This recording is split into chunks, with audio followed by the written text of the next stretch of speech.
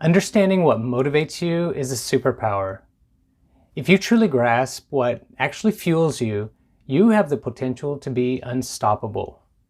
Hi, I'm Ron with Leadskill. We give leaders the tools and techniques to help themselves and their teams produce better results with emotional intelligence. So in this video, we're going to be talking about motivators, specifically what we call driving forces.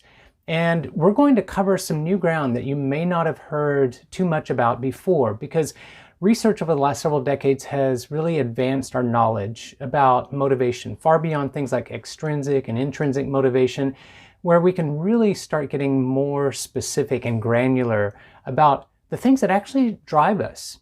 And one of the key takeaways has been what you find compelling or motivating may not be, in fact, probably isn't exactly what the person that you're dealing with or the people around you, what they find compelling and motivating. More often than not, I've discovered that our driving forces are different. And so learning more about driving forces, especially your own, will increase your self-awareness. Learning about driving forces and what other people find compelling will help you exercise more empathy and increase your emotional intelligence. So let's get right into it.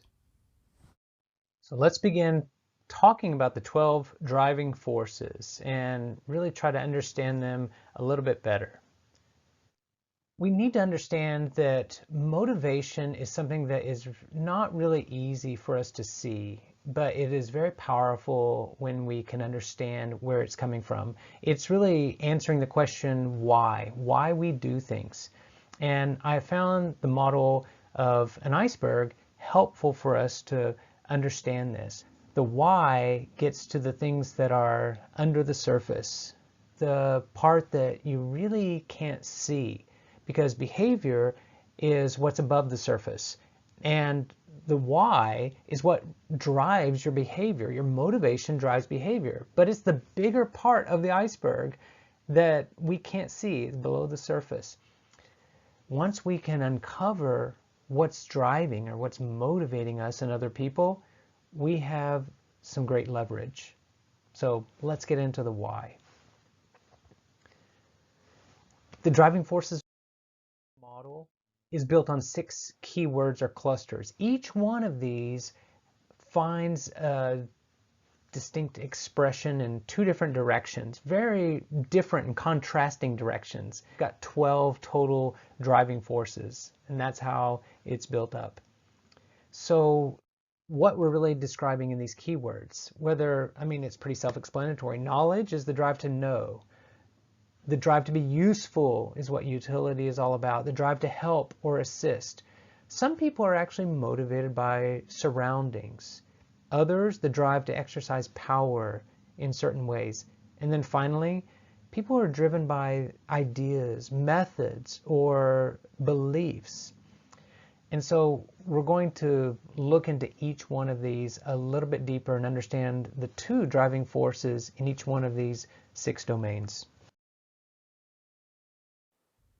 First, in the domain of knowledge, we have 2 very different drivers here about acquiring knowledge and how that is being motivated in 2 very different directions. On the one hand, you have the instinctive driving force, where people with this rely on experience or intuition, and they stick to learning just only what's necessary for the need of the moment. And so they are motivated to learn, but it's just very focused and it's limited.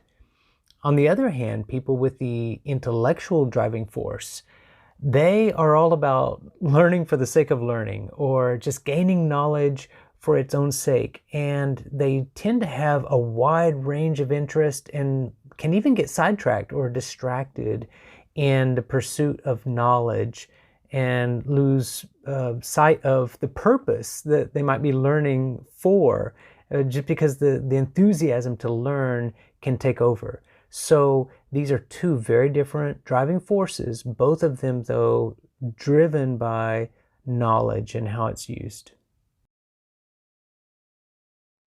Utility, again, the drive to be useful, 2 different expressions.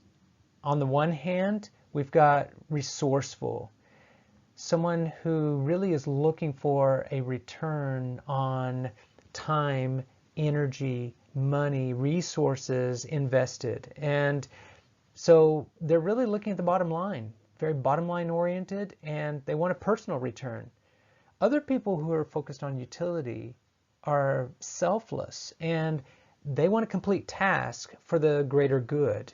They're not really looking for a personal return on the investment. So let's move on. Surroundings. If you are driven by surroundings, and let me put in at this point, we're going to go through all 12 of these. We've looked at 4 so far. Most people, there's 3 or 4 of these that are really strong or compelling. We call these clusters. And then there's another 3 or 4 that we'd call situational. And then the bottom 3 or 4 are things that you're just indifferent to, or you might even be turned off by, demotivated by.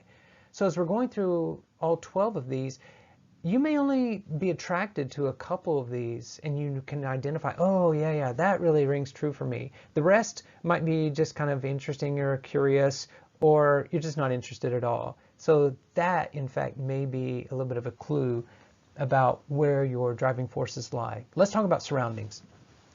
On the one hand, you could be objective, where being in an environment that is really all about functionality is where you do your best work. And it's not about beauty or harmony at all. Harmonious people, on the other hand, who have that as their driving force, are really seeking unique experiences. And they actively want harmony and beauty and balance in their surroundings. And in fact, that is very affirming. It's very motivating for them to be in those sort of environments. You take them out of those places, they're not going to do their best work. They're going to be distracted, or they're going to feel a little, maybe even anxious. So these are some clues. There's others, about helping or assisting others. And it's going to find 2 different expressions. On the one hand, altruistic would be helping others just to be of service, just to make a contribution. And on the other hand, intentional is assisting others because of a very specific intention or purpose. It's not just to help or be supportive like for the altruistic. So I will help others, but if I'm very clear about the scope and the purpose, and it maybe lines up with my personal values, or in the moment, it's a fit for me. I know what I can do and where it fits, and everything is good. So I'm intentional about how I help others, as opposed to the altruistic, who, even if they maybe don't have specific talents or abilities or money or whatever, but anything that they can give to the cause, to help or to be of service or contribute, they're going to feel the tug and the drive to want to do that. Let's look at power. So you have, on the one hand, collaborative, who want to support and contribute from the middle, I would say, or from the backbench, from the sidelines, quietly, without fanfare. That's how they exercise power, is by being unseen and being maybe a team player or a contributor from within, or from the middle, or from the backbench, we might say. And people who have a commanding driver are really wanting to be out front. They want to be up front. They're seeking status or recognition, and even the expression of control over others. And so you'll sometimes find people in leadership positions who are cast in a place where they have status or recognition or control over others by virtue of their position. And it's not always their driving force. They may be in that role for other reasons than simply because they're motivated to command. Likewise, you might have people who have a commanding driving force, and they don't have the leadership opportunities, or it's denied them. Maybe they're inexperienced, or it's just not the circumstances. And sometimes they'll be very unmotivated and even turned off. And whatever small realm of control they can have control over, they're going to dominate it. and they're going to seek status or recognition within that domain. So this is not about identifying, okay, if someone's in a leadership position and they've got status and power, they must have the commanding driver. Not necessarily. You can't assume that just from outward trappings. Remember, that would be looking at the top of the iceberg. But what actually drives people is usually hidden from sight, and you've got to engage in conversation to uncover those things. Finally, methodologies. And the two different driving forces here is, on the one hand, the receptive, where new ideas and methods and just challenging the status quo, challenging tradition is what motivates them. Other people have a very different outlook. And when it comes to methodologies, they're looking for structured opportunities to honor and affirm the proven methods. They have a system for living. They have a set of beliefs. And when those are honored, they feel very engaged and motivated. When those are not honored or even dishonored, it's game off. I mean, they can really check out and maybe even actively oppose what's going on because it's not in line with their central purpose. So these are the 12 different driving forces. Now, which ones are yours? Did you get an idea about which one or two or maybe 3 or 4 are really your top driving forces? I hope that you have a little clearer understanding of what the 12 are and maybe a better idea of what your driving forces could be.